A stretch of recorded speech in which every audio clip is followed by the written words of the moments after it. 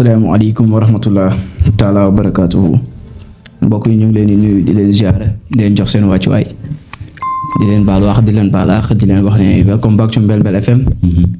comme ni ngeen ko yàgg di defee invité ñu ngi fi ak yéen pour gungewaat leen ci seen émission bi wax tolluwaay lépp lu ñu ci wax ci tolluwaay lay doon Adof. waaw ko defee rek incha allah rabi ñu bàyyi suñu consultant yi ñu présenté wu. balaa ñu mën a dugg ci thème incha allah rabi sëñ Habib nuyu nañ la.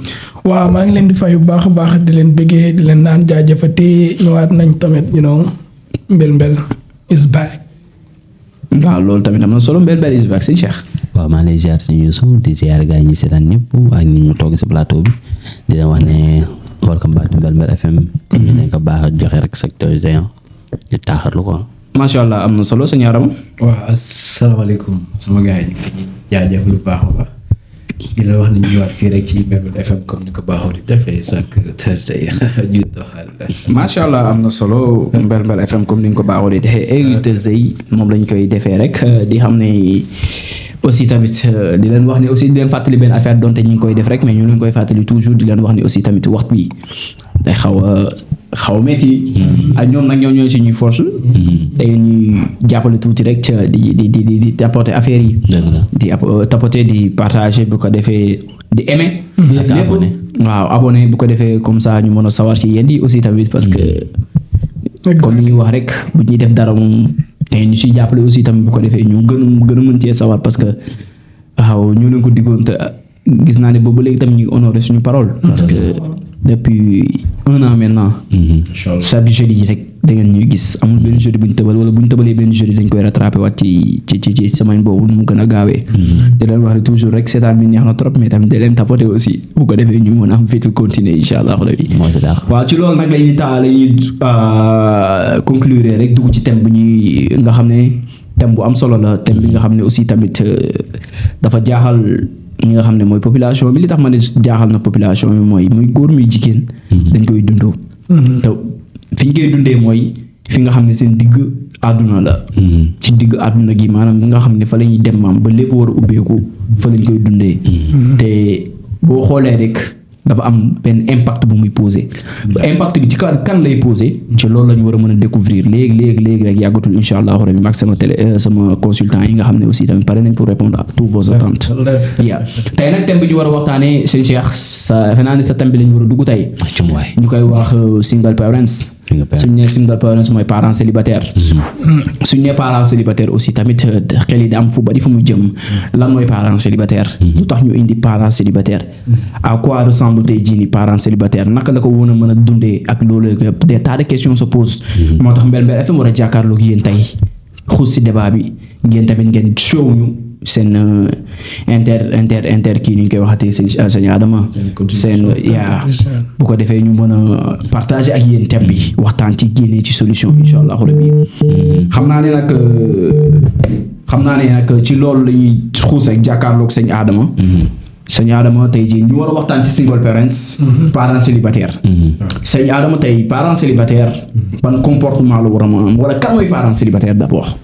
waaw sañu la jaajëfati rek comme baaxoo di defee waaw comme bu ñu waxee parents célibataires rek parce que parents célibataires nekk na loo xam ne dafa métti quoi macha allah muy góor di jigéen so yow yàlla bu la yàlla may njaboot bu xaw a sakkan tuuri quoi pour nga survive si quoi loo xam ne day métti te tamit yàlla bu nekk koo xam ne muy góor di jigéen tamit bu sa loxo bu jolu sa ginnaaw tamit dina métti sa côté bu baax a baax parce que célibataire xam nga la mooy nga yar sa doom quoi te kenn fekku la si kenn jàppalewu la si muy góor di jigéen yor sa doom moom kese képp nag kenn jàppalewu la si kenn tamit kenn waxu la si kenn dugal si loxoom quoi te dafa nekk loo xam ne tamit nekk na lu xaw a métti quoi si suñu jamono bi non parce que boo nekkee parent célibataire dafa mel ni yow déjà communauté bi am na lu ñuy taxé quoi te yàlla boo nekk koo xam ne tamit da nga nekk kii quoi lu mu tudd comme ça da nga làq ñaari jëkkër wala like ba 3 quoi benn après société bi dafa am fu ñuy dëkkal dañaan la kii dafa nangam wala ñu la moom ngay dégg gars yi naan la kii de moom dafa mooy loolu quoi wala yenn saa ñu naan dañ koy tooñ. dafa nekk loo xam ne tamit lu doy waar la suñu société bi. parce que nekk na loo xam ne tamit nekk yaa xeex sa bopp. mais société bi duñ gis loolu. so dafa mel ni loo xam ne lay day dem ba benn day compliqué. day dem ba benn tamit yow dootoo xam lay nan nga war a doxalee quoi. parce que dafa métti. dafa métti bu baax. te dama jàmm tamit si jigéen la gën a métti.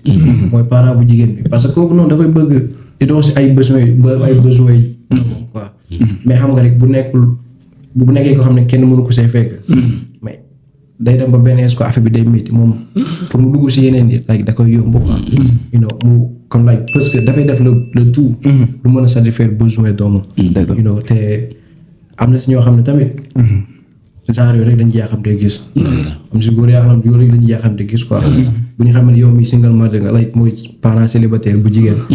ci la ñuy nekk yaa ma gën a xam like di comme rasaatu. dafa am dara. dëgg loolu lépp pour ñu ngi bëgg like comme que nu mu tudd parent célibataire moom dafa nekk loo xam ne boo ko nekkee dañ ñaan comme. mooy loolu quoi neexul defalante quoi neexul parce que ci ñeneen bët yi da ngay yomb ci ñoom quoi da ngay xam naa fi nga bëgg waxee mais xaw damaa xamoon ndax da ngaa ragal dugg ci. non dafa ragal dugg mais dinañ ci ñëw parce que tey bu ñu nee Mbel Mbel FM rek lépp la ñuy teg ci table waxtaan ci. mais daal nekk loo xam ne dafa métti quoi wallaay mais fekkee si côté góor bi la. xaw na kii tuuti. waaw xaw na yomb tuuti quoi. si sama côté man. parce que fekkee yow da nga yor sa doom mën nga am benn nana boo xam ne moom mooy yor noonu la koy waxee rek. waaw boo xam ne mooy yor. noonu quoi waaw noonu waaw wax na mooy yor sa doom yaa ngi gën a xam. laay jox ay besoin yow góor gi lay def mooy yow joxe say dépense kese. pare kii na quoi après lépp moom mooy loolu lépp ça va. dafa nekk loo xam ne daal métti na. nekk sa loo xam ne tamit mooy loolu boo si amul dimbal rek. like nga sànku si kaw wala nga sànku sa doom. dafay nekk lu jafe. macha allah sëñ Adama am na solo fi nga dugg léegi am na solo bu baax a baax ci waxtaan ci single parents te bëgg nga xam ne tey jii nii mère célibataire wala père célibataire parent célibataire en gros. tey jii nii dafa nekk lu am loo xamante dafa nekk si diapason bi. parce que suñu nee parent célibataire xel yëpp day dem tey jii nii ci ki nga xam ne tey jii nii dañoo divorcé. parce que boo xasee ba divorcé moom y a beaucoup de choses yi nga xam ne tey jii nii day am sa life. day nekk devant tey jii nii suñu nee au devant mooy tey jii nii da nga koy confronté mooy tey jii nii nga war a jàmmaarloo ak ñoom. parce que imaginer nga sëy ak kenn muy góor muy jigéen ngeen dem ba ci digg bi ngeen war a divorcer ngeen am doom bon faaw doo am ci bu parce que pour nga doon parent célibataire ngeen dem ba ci digg bi divorce am si so ku góor ki wala ku jigéen ki kenn si yor garde enfant bi te ki ci dem ba yor garde enfant bi tey jii nii kooku la ñuy considérer comme tey jii nii parent célibataire homme célibataire wala tey jii nii femme célibataire femme mariée célibataire quoi homme marié célibataire femme mariée célibataire like bu ñu nee tey jii nii parent ban rôle la am si doomam mooy tey jii nii di nga xam ne tey daf ko war a support bu koy support tey jii nii maanaam tous les moyens sont possibles pour mu support doomam tey jii nii and aussi en tant que tey jii nii parent célibataire est-ce que support boobu nga war si sa doom dina mën a nekk si loolu la ñu war a mën a réfléchir après dugg ci deuxième partie thème bi so for now ñu ngi waxtaan ci parent célibataire fan la parent célibataire bi jógee mooy tey jii nii genre on se marie on se sépare ku nekk war a jël yoonu boppam ku jógee ki war a ko jigéen ki kenn nga am garde enfant bi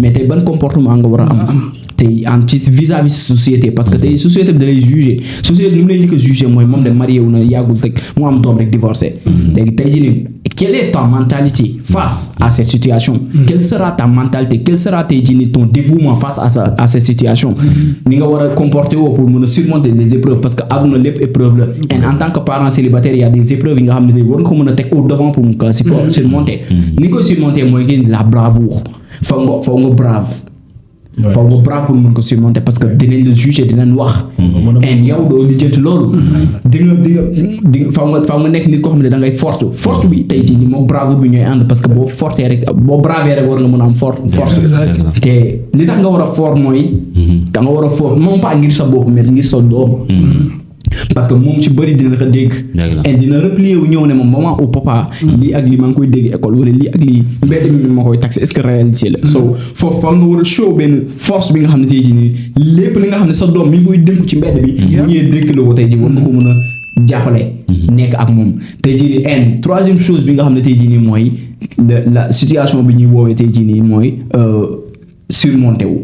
tey li ñuy wax ni mooy il faut nga am benn esprit de dépassement.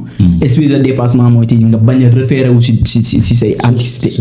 voilà tey jii nii bu référé wu tey jii nii ci li nga xam ne mooy anticiper xaw ma anticité non.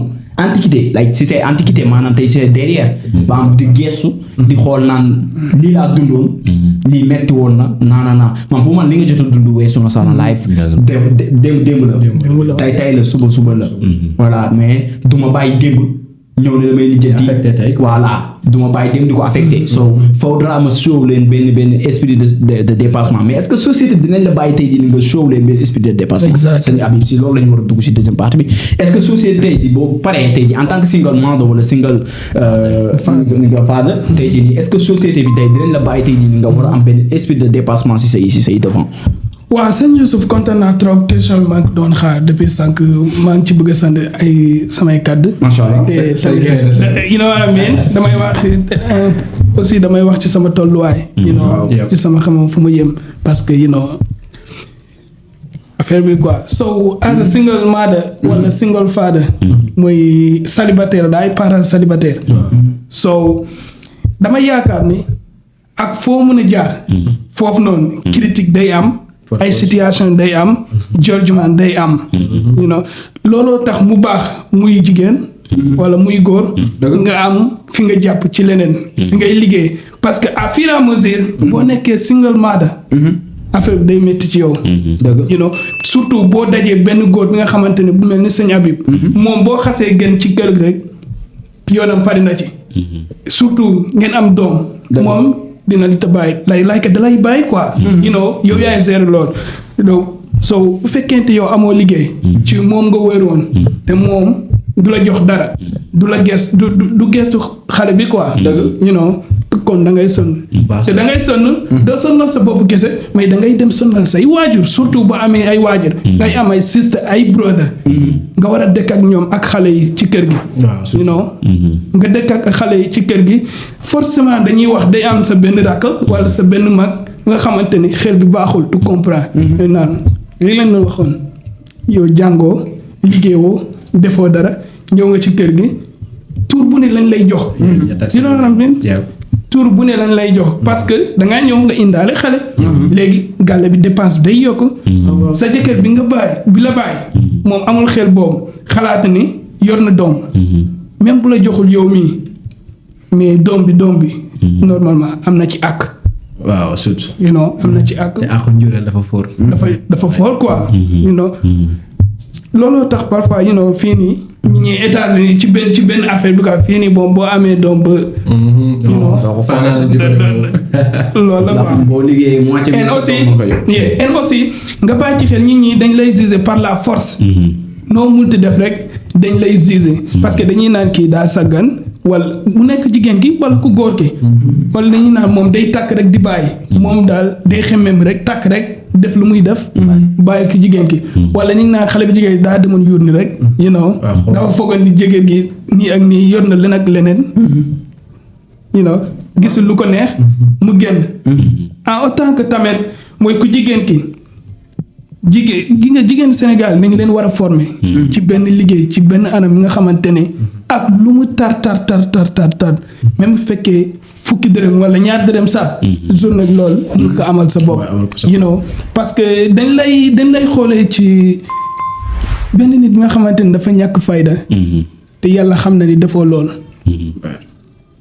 te yàlla xam na ni billaay ñàkkoo fayda dëgg te loolu tamit bu mu la teree defar sa bopp dëgg defar sa bopp mooy nga toppatoo sa bopp sol lu neex di xeeñ lu neex you know yëkkati sa bopp ci kaw nag bu fekkee li nga xam ne ni li nga di li nga def sa nan lañ koy waxee sax sa biir néeg sëy you know leer na li yow tooñoo critique yëpp lu ñuy wax yow yoroo ko da ngaa war a doxal ni nga war a doxalee you know toppatoo sa bopp focus ci yow jéema même bu fekkee dañuy wax souvent lu la wax dañuy wax am na yeneen góor nag ñuy jóge fee ñëw commencé waxtaan ak ñu ne moo ngi doxaan xam naa lii ak lii ñëw bu leen faale parce que avant tout dangaa war a defar sa life as a single mother or single father you know you need to focus on that and nga fàtte nit ñi li ñuy wax ci ginnaaw parce que loolu lii da lay sonal rek boo leen déglee. waaw moom. exactement and as a single father too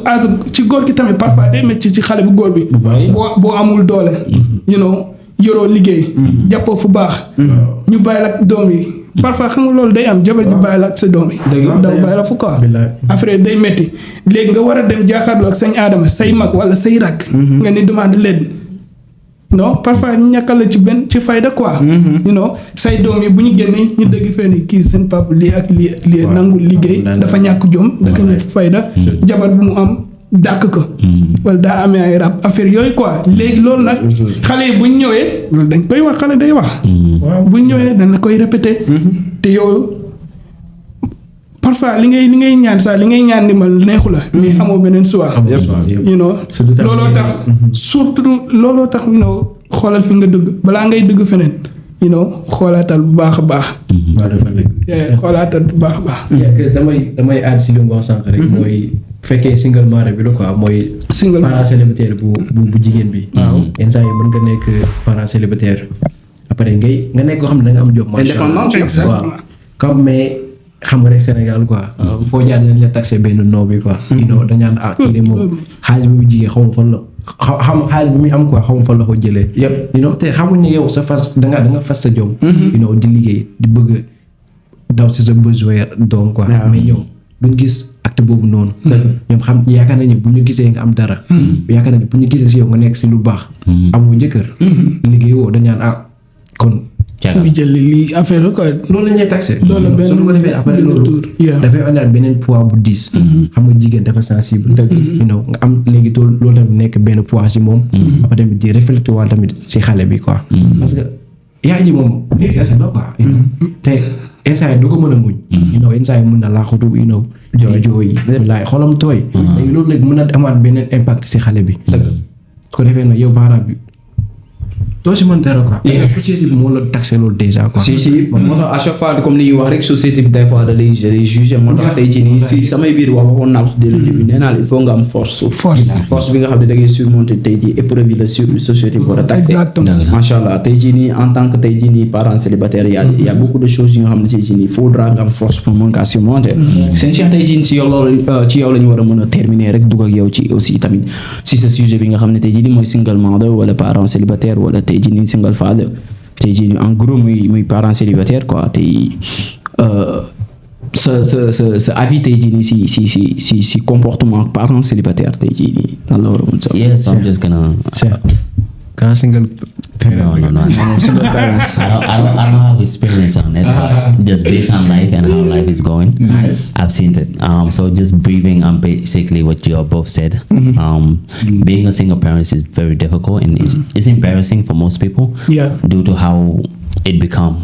Some is very like easy, which is divorce or like boyfriend type of stuff, and then it end up being like a pregnancy that the girl does not want to get rid of, and then it end up being like a son or a daughter, and then they have to handle it by themselves, and then the boyfriend is not there basically. So that's the part I say is embarrassing, because you have to go back home to your family, and then those words that they're gonna throw after you instead of supporting you is very difficult for a female to handle, especially on their mindset. As a single parent, as a dad, it's very, very hard, because you guys, as I've heard you guys said about work. I don't think it's just all about work. It's all about what you have to do for your child. At the same time, you have to be there 24/7, especially as a youngster. For sure. It's very hard to know what this child need or what they actually. Yeah, but like. xam naa fi nga jëmee dafa bëgg a sàcc du ma la bàyyi nga sàcc loolu parce que foofu boo fa duggee rek danga may sàcc te loolu xam naa du ma mën nga sàcc ma damay loolu si sama deuxième partie laa koy indi. D'accord. tey jii si impact bi muy am si doom ji si sama deuxième partie laa koy indi. si parents rek incha allah. parents yi dama yaakaar ne dana am impact si wàllum nelaw. wàllum énergie wàllum job wàllum familial. Exact.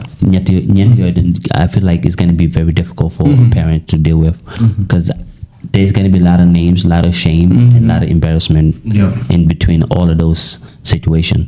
You have to realize that you got to work, and you got to realize you got to take care of the family single parent, which is very hard, finding everything that you need for your child, and then at the same time have to pay bills is very hard for somebody to do.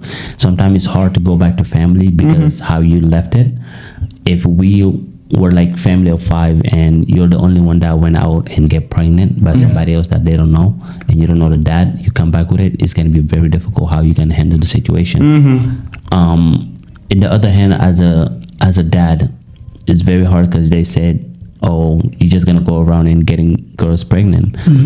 And that might not be the case because everything happens sometimes without even you noticing, or sometimes they put something on top of you. But as a newborn, that's very important. Like a newborn baby is very important to take care of, especially taking a life is very hard. So most people have like a heart that they're not even gonna able to like destroy the kid. They'd rather have it and keep it and like have very hard time like dealing or managing all life like activities they have to do. Yeah, so mo tënk ko wax ji rek mooy daanaka parents yi wax dëgg fi dafa métti si ñoom. ndax li ñu war a boole lépp pour war koo def dafa métti trop, muy liggéey, muy toppatoo xale bi, muy seen parents yi, muy génn sax si mbedd bi pare ay problème la quoi, parce que ñu si bëri seen dating life yi tamit noonu la. mënut ñoo day ndax lan dañoo am ay doom yëpp te mënuñoo gis mother bi wala mënuñoo gis father bi. Like, and then most people see it as like a deal breaker basically. I mean, you having a kid. That's why I want to say, like, especially this young generation, it's so easy for them to have kids. Of course. It's be like free. It's free. Basically, they have sex with no protection, and then once they have kids, they say, "Oh, you know what? It's normal." Because there's a lot of things that's going on with youngsters nowadays that just have babies just to have it. It's not shame no more to them. It's something that's just a reality now. You have to live in it. So I feel like now generation is like, it's just what it is. It just happened. It happens. Yeah, that's how I feel like the parents. It's hard for them, like genuinely. Yeah. mais côté xamante ne fii comme like mën a nekk comme far ak gel quoi. mais Sénégal moom plus souvent parents célibataires yi dafay jugee ci divorce. parce que am na nekk na benn communauté boo xam ne like ñoom genre yooyu noonu quoi ñoom defu dañ ko soxlaal quoi. voilà dañ ko def loo xam ne dañ ko soofal quoi. non pas soof comme diggante gel ak far quoi. nga am ci doom quoi. comme loolu comme déjà yow xam nga poids bu nar a teg sa kaw. en tant que sénégalais quoi. en tant que sénégalais. yaa moo tax loolu yow da nga ko sóoraale bu baax. mais moo tax ma ne comme ça single parent yu bari divorce lay jugee. te dama jàpp tamit si divorce si la gën a métti que xam ne dafa nekkoon. da nga ko ëmbal quoi like. parce que fekkee si kii bi la fekkee si mariage nga jugee. parce que boobu noonu déjà population bi si boppam. like dañuy nit ñi def quoi yow moo neex si xool. en tant que fekkee sax jigéen bi laa wax. luñ lay waxal luñ lay teg luñ lay jiñ yëpp. société bi lu mu lay jiñ. te lu si gën a métti mooy. li la gën a jege. souvent ñoom ñoo la koy ñooy njëkk a commencé. comme ça ñoom ñoo commencé affaire léegi su ko defee nag yow en tant que jigéen. yow doo mën a supporter loolu noonu. après loolu mooy tam ba pousser la si yenn actes yoo xam ne yow doo ko tey. léegi loolu amaat benn réflexion. yes that's true. mais comme li nga wax rek fekkee wàllum Sénégal ay wàllum farak gel yi. tant que nag bëriwu fa mais mi ngi am. parce que tëddee bi léegi dafa bëri.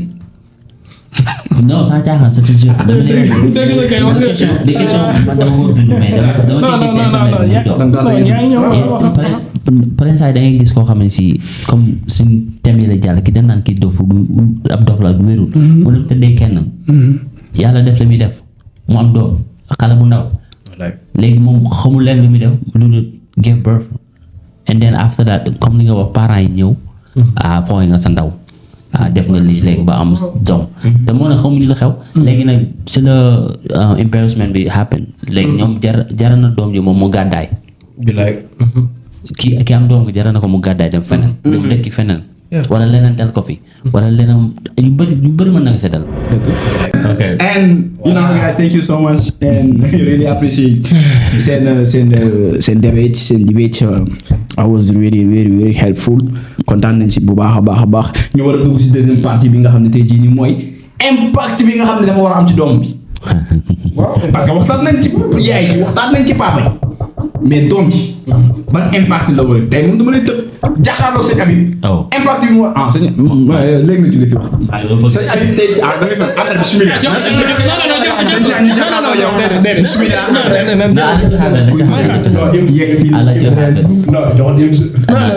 yaa ngi maam tey jii nii maanaam ñu war a jàkkaarloo yow. waxtaan nañ ci single parents. as a single mother as single father. and waxtaan nañ ci bu baax a baax génne nañ ñi nga xam ne mooy sens bi. and final decision bi def naa ñu ñëpp d'accord nañ ci. su ma juumul. just mooy control sa self. loolu daal mooy moo lay xel ci yenn yi. yombul moom xam nañ loolu. it's not easy. so and impact bi nga xam ne mooy am loolu li muy am ci doom ci. Ouais, ça dépend. Impact, I think ça dépend de les deux parents. mooy ñaari parents yi. par exemple boo leen amee bu fekkee benn doom ngeen am. wala ñaari doom. you know what I mean normalement war ngeen ka mën a gérer quoi. ngeen bañ a am benn xuloo quoi. par exemple parent buy yor xale bi. bañ a wax ci beneen parent bi sa papa nii la. nii ak nii la. wala sa yaay jaxase bi quoi. wala nii ak nii jaxase bi. te parfois da ngay gis nga am parent bu baax. surtout góor yàlla yi dañoo soññ ci loolu. parce que ñu bëree bëri bu ñu nekkee si mairie dañu naan yow sa papa nii ak nii la baaxul santal yàlla. wala sa benn grand-mère parce que xale bi xam nga grand-mère dañuy xam affaire yi. rukaat yi ci sa say. dañuy nëppee you know ni ngeen loolu am na ba taay ñi nga xamante ne dañuy toog yow sa papa. coom ak moo nekk cuune lii ak lii la. lii ak wala bandi salté ay affaire yooyu quoi. di la wax. ci moom ay affaires yi négatif fekk yàlla xam na ne sa papa musul met noonu te fekk yàlla day xam ne nit ki nit ku baax la mais mooy mais loolu français bi di wax naan diviser pour mieux diviser exactly surtout boo dajee nga xamante ne daa soxor nit ku soxor da lay jaxase ak say doom te loolu warul mën a nekk quoi loolu baaxul loolu day indi tàngooru xol day indi mbonte day indi parfois ñaari famille di jàppante te lool di dem tribunal dem ñëw you know what I mean dem ñëw parce que yaakaar naa ni nit kese la doomu aadama kese la xale yoonam nekkul ci par exemple seen divorce yéen ñaari ba nga koy wax sa papa lii ak lii la ma def wala sa yaay lii ak lii day taxawaalu lii ak lii loolu waru ci bokk quoi yaakaar naa ne boo leen ko yoree yéen ñaari war ngeen ko mën a gérer bu baax a baax bu fekkee yaay ji moo yore doom bi papa bi normalement ak divorce bi lu mu munta doon war ngaa mën a dem seeti sa doom you know seeti sa doom waxtaan ak moom ci ay sujet yu baax you know même bu la laajee ci yaayam sa ay affaires xam naa ne du la ko laaj mais nga wax ko lu like you know sant sujet yi na rafet quoi lu koy mën a assurer nga ne ko sa yaay par exemple mbaa sa yaay yaa ngi toppatoo sa yaay yaa ngi waxtaan ak moom lu baax you know affaire yooyu quoi te bu fekkee tamit papa ji moo yor doom ji c'est la même chose waroo wax booy bi sa yaay lii ak lii la toogul jàppal tànk yi ku bon la naafiq la ay affaire yooyu yëpp loolu day jaxasoo doom ak like ak yaay quoi après day dem ci benn moment day am haine ci papa ji wala ci yaay ji loolu day jur ay problème yu bëree bëri après day mel ni naan man kon sama papa bëgg ma lu tax mu bàyyi sama yaay kon lii la parce que sama yaay moom a quoi you know te ñu invité tamit wax ci nopp xale bi ay yeneen parole quoi parce que xale day jàpp day capté quoi exact mashallah am na solo seen Cheikh not even to interrupt but like you said I 100% agree because I feel like once you have a child no matter how you guys got the divorce or how you break up exactly you have to set your difference aside when it comes to the kid and just become one family regardless of how bad it was you have to always come back trying to help the daughter or like the son grow up as the co-parent. Exactly. The co-parent has to be very, very supportive for both sides. And it's not based on, okay, his minds or she's minds or whatever the case may be. It's both of y'all's. Because they are both help each other to make it. So it came in, now you have to support it to grow up as to being whatever you guys want it to be. Because like you said, whatever you say around the kid, that's exactly what's going to be in the head. That's how he's going to grow up to be. If you are always fighting, arguing, when he grow up, he's gonna do the same thing. He's not gonna respect none of you. Yep. He's just gonna scream at you guys. He's just gonna yell at you, hit you even, or like he would just do some shooting or whatever the case may be. But if you guys set your differences aside and come as a one family, whenever the dad come to visit, you show him a good time. Oh, this is your kid. Y'all play around, whatever. Like nothing happened between you guys. Exactly. Once he grow up, he's gonna be a good person. Sure. He's gonna be a very good person and have a good education. He doesn't have to worry about parenting, fighting, right and left, because that damage a brain. Especially when you were a kid, that damage your your brains, because you're not gonna able to think straight. You're not gonna focus on everything. You're not gonna have enough sleep. And most people don't realize this unless this kid like really gets old. Yeah, the 'Cause- situation gets out of hand. Exactly, and then he won't able to read, write, or do anything in his life. And then you're like, oh, he's just a dumb kid. No, it's not that. It's probably you guys parenting. Because most people just like, okay, co-parenting is about, oh, the dad comes and give the money and then go away.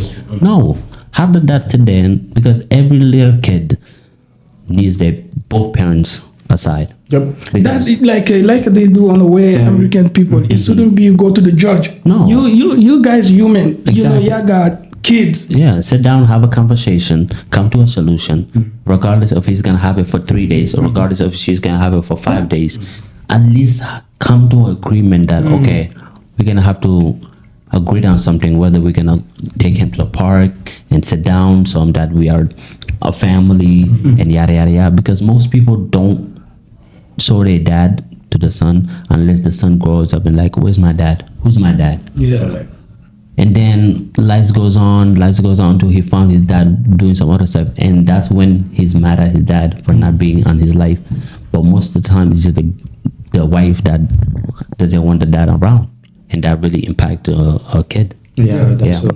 I mean, I feel like we are gonna think in the same way. So, sëñ Adama tey jii ni ngay terminer ak moom rek. Yeah, man moom damay ñëw xam nga am na benn boo xam ne ñaari parents yëpp dañuy divorcé quoi léegi ñaari parents yëpp tamit ñu ngi dund quoi. mais damay ñëw si ba nga xam ne parent bu jigéen kese moo yor garde xale bi. léegi parent bu góor bi yàlla dafa wàññeeku. you know léegi yow jigéen bi like am na benn boo xam ne yow naam sax situation bi dina métti dina tax. population bi dañuy taxé bépp lépp lu ñu xalaat dañ la ko wax. mais xamal ne sa doom. avenir am quoi amin wala waaw avenir am quoi benn âge boobu noonu si yow la dépendre. parce que âge boobu noonu loo mën a mouvement boo mën a dem rek boo mën a def. dafay refléter si moom. dafa nekk tamit loo xam ne dafa war a nekk lu benn impact bu positif. boo xam ne yow da nga koy bàyyi xel bu baax a baax a baax. ma xam ne lii nii si yow sa doom rek mu war a nekk. moo la war a ñor quoi. parce que xam nga xale kese la. you know mën na dem si ay moroomam xam nga. yaa ma gën a xam ñu koy wax yenn kàddu yoo xam ne like moom du ko neex quoi. léegi nag bu ñëwee yow ne la ah yaay lii laa dégg wala yaay lii lañ ma wax. nga la waay yow parent bi sa doom la fexeel nga toog. dalal xelam. ne ko ah ñi lay wax lii ëppale wuñ la nangam wala ñi lay def lii buñ la defatee réacteur nii. ne la ne lii nii nga dalal xelam quoi nga ne ko ah. xamal ne nga won ko tamit ne wéetoo quoi. foo geesoo di nga ma gis. xale bi yaa koy jàngal défense. yaa koy jàngal loolu. parce que mënul nekk koo xam ne su waxee rek ñu minimiser ay waxam. léegi loolu kooku moom mooy dem bu màgg waxam du sax jub fépp fu mu mën a dem quoi. léegi moo tax dañu war a bàyyi xel bu baax a baax. lu ñuy jàngale suñuy doom yi. en tant que parent célibataire quoi muy góor. muy jigéen. léegi dafa am importance bu baax a baax. si nu ñuy waxee suñu doom. ak tamit nu ñuy réactionné suñu kanami doom. you know parce que mënoo nekk parent boo xam ne da nga am xale bu ndaw. def yenn yoo xam ne lii nii su màggee yow bëggoo keneen def ko sa kanam. you know test tamit nga xam ne lii nii dafa war a nekk loo xam ne dafa war a màgg ak moom. soo léegi na nekk loo xam ne nga la waay lu baax la. nga la waay ëllëg soo ko ci fekkee yow doo am gàcce. you know mu nekk loo xam ne lu baax la quoi like yow sa doom la bëggal ko lu baax te yàlla rek tax parce que moom. choisirul juddu ga mais yàlla def na juddu la yow yaa ko jur. ngalawaay teg ko si yoon ngalawaay noo ko mën a teralee ko quoi. di laa gis. well said. loolu gars yi temps bi xoj nañu ñu ngi ci jégalu bu baax a baax xam naa ne dañuy jéem a end live bi rek bu ko defee ñu xool benn yoon liñ ci amaat incha allah mais man daay juste que leen rek laa ci wax rek mooy que ni dafa am benn côté bi am quoi mooy ñun góor parfois dañuy fase yaay fasaale doom maam ñun bu ñu fasewee yaay ji rek fasewaale war nañ doom ci loolu suñu problème en tant que góor te loolu nekkul lu légal mën naa fase yaay ji mais doom ci sama doom la sama deret la bañ na ko bu ñu ko laajee loolu sant Jawara lay wax soo lu tax may fase yaay ji fasewaale doom ji doom ji I have to take care wala you know muy jigéen muy góor ak sexe bu mën a indi comprendre lépp lu war ci moom maa ko war a def tey ëllëg ci biir doom nawle la man séntu naa ko tey jii feneen fu sori ñu ne kii doomu diw la doom yu Jawara la nga bëgg si kontaan ci sama doom la waaw mais day fekk tamit aussi ba mu ci soxlaa ba mu ci tollee nga présent doom sag la de waaw kon nag yu si bari ñu góor ñi ñoo koy def ñooy fasewaale yaay fasewaale doom waaw kon nag xam naa ne ñi ngi jégalu waa téléspectateurs yi ñu ngi siy jégalu bu baax a baax temps bi moo ñu xooj rek xam nañ ne neexoon na trop bëgguñu ko woon daggee fii mais lu mënul ñaax fa mu am xam naa tamit aussi olof nee na lu neex du dañ koy dag ba beneen yoon sëñ Habib lay tàggatoo waaw maa ngi leen di jaajëfal bu baax a baax di leen baal ak